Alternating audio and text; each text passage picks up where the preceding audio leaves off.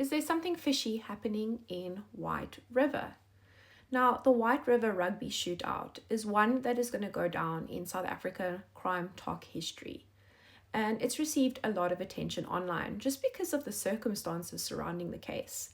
On the early hours of June the 5th, 2025, three men would go into the White River Rugby Club.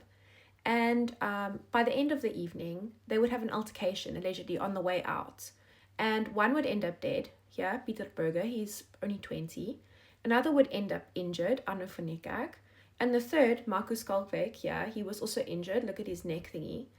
Apparently in front of his son and his dog, he was injured. He would be charged with murder and attempted murder and denied bail. Now, the family of Marco has hired South Africa's premium private investigator, Mike Bolhuis.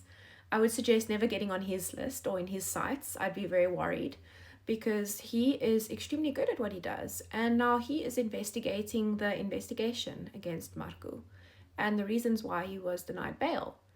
And another interesting thing, I don't know, is there something fishy happening in White River? I think the fish are not just in the river because police apparently searched Marco's house in Barberton. And I do not know if this is the same house as the apparent Wendy house or timber structure that was referred to in the bail application. But we know last time that was searched, they didn't search the safe. But now police have searched it again. And we don't know if this is the same one or a different one, but it's said to be a residence near Barberton. And what they found was ammo, explosives, smoke grenade, as well as a gun that was registered stolen from Cape Town. And this is everything according to the low folder. And I just think that there's some interesting stuff happening in White River. And a lot of you have come to me privately with your own theories and your own allegations, and I think the story is just going to get bigger and bigger.